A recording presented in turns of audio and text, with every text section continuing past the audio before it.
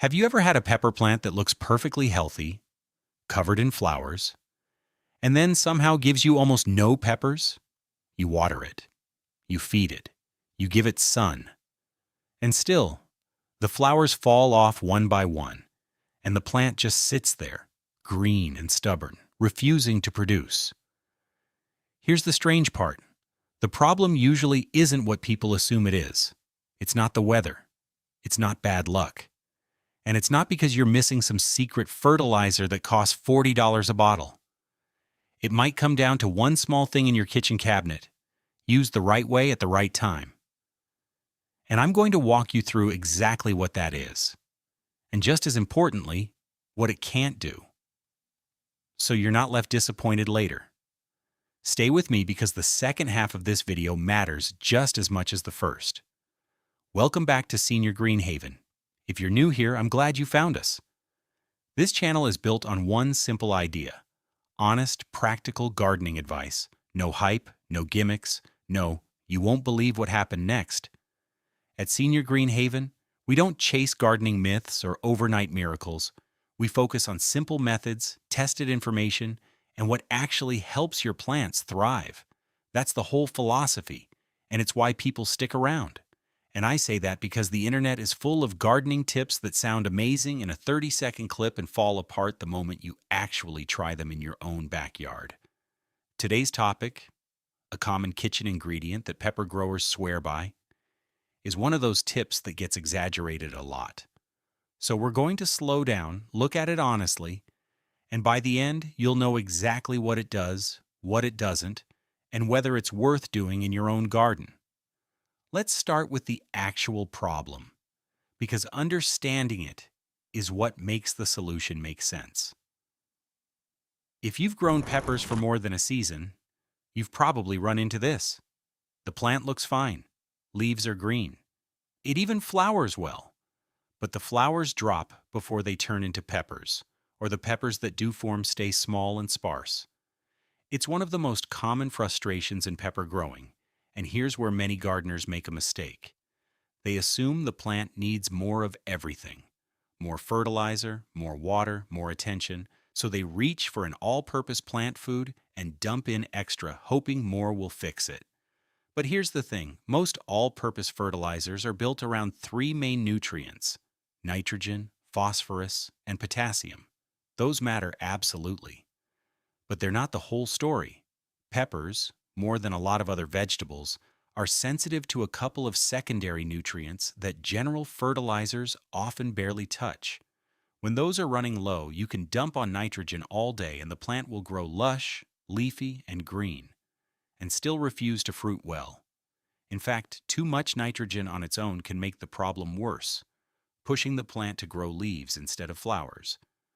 The surprising part is that the fix isn't usually about buying something more expensive. It's about giving the plant something specific that it's actually missing. And that's a very different question than how much fertilizer should I use. This is also where a lot of expensive bloom booster products come in, promising dramatic results for $15 or $20 a bottle. Some of them work reasonably well.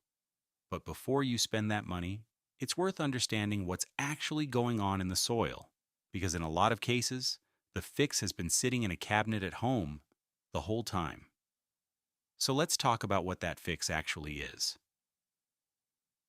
The ingredient a lot of experienced pepper growers reach for is something ordinary: Epsom salt.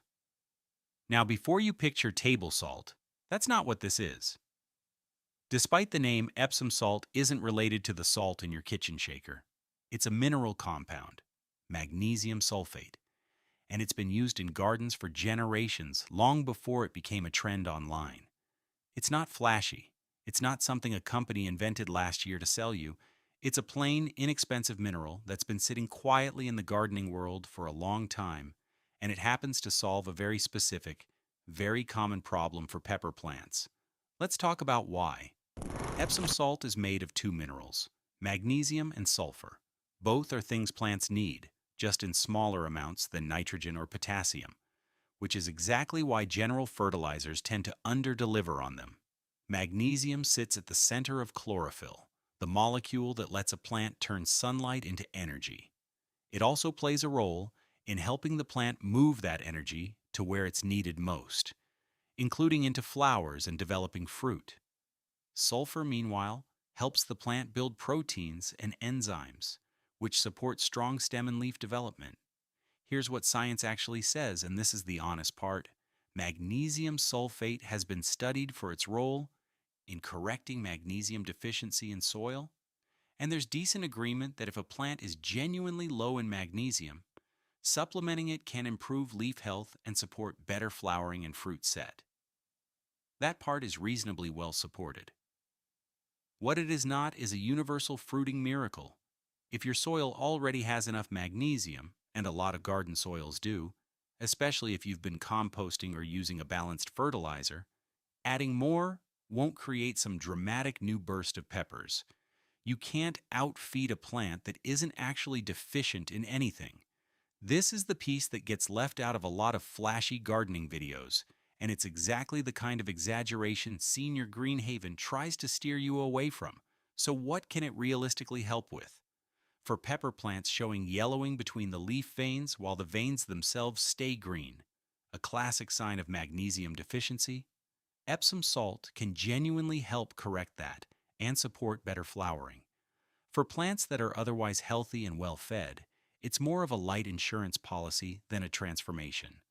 And what it cannot do? It won't fix a plant that's struggling from too little sun, inconsistent watering, poor pollination, or heat stress. Peppers commonly drop flowers in extreme heat, and no amount of Epsom salt will change that. It's a tool for one specific job, not a cure-all. That honesty matters because if you go in expecting a miracle and your plant was never magnesium deficient in the first place, you'll be disappointed. Not because the ingredient failed, but because it was never the actual problem to begin with. So let's get into exactly how to use it, if you decide it's worth trying. The ratio: dissolve 1 tablespoon of Epsom salt into 1 gallon of water. Stir it until it's fully dissolved. This step matters. Undissolved granules sitting in the soil don't get absorbed properly, and in concentrated pockets they can actually stress the roots instead of helping them. When to apply it? The best window is once your pepper plants start flowering, since that's when magnesium demand goes up the most. Applying it too early, before the plant is even flowering, that doesn't offer much benefit. How often? Roughly once every 3 to 4 weeks during the growing season is a reasonable schedule. This isn't a weekly treatment. How to apply it? Water it in slowly at the base of the plant, right at the soil line, avoiding the leaves.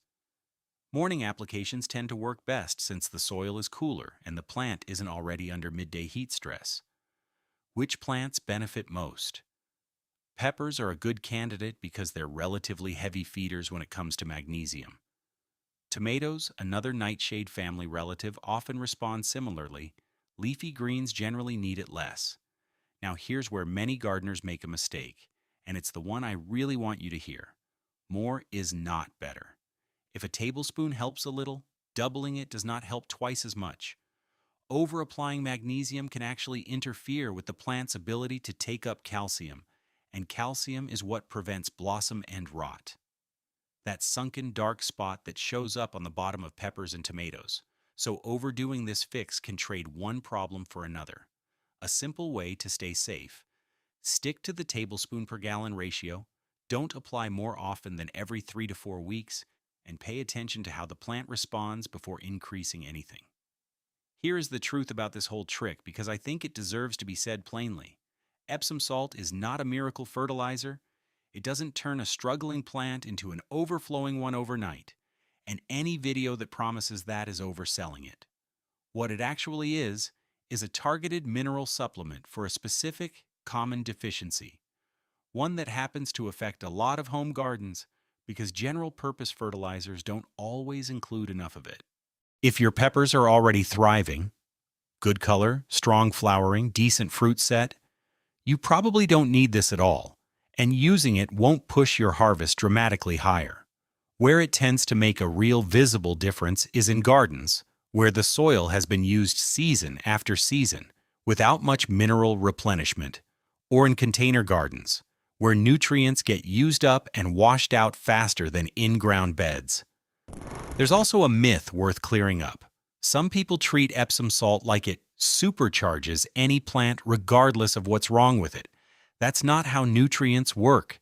A plant that's struggling from inconsistent watering or poor light isn't going to be fixed by a mineral. It wasn't lacking in the first place. Good gardening is almost always about diagnosing the actual issue before reaching for a fix. And that's the mindset this channel tries to build in every video. So the honest version of this tip is, it's a low-cost, low-risk thing worth trying, especially if you've noticed pale leaves with green veins or flowers that keep dropping. It's not a guarantee, and it's not going to replace good watering habits, healthy soil, and consistent sunlight. But used correctly, in the right situation, it's a small habit that can make a real difference. So here's where that leaves us.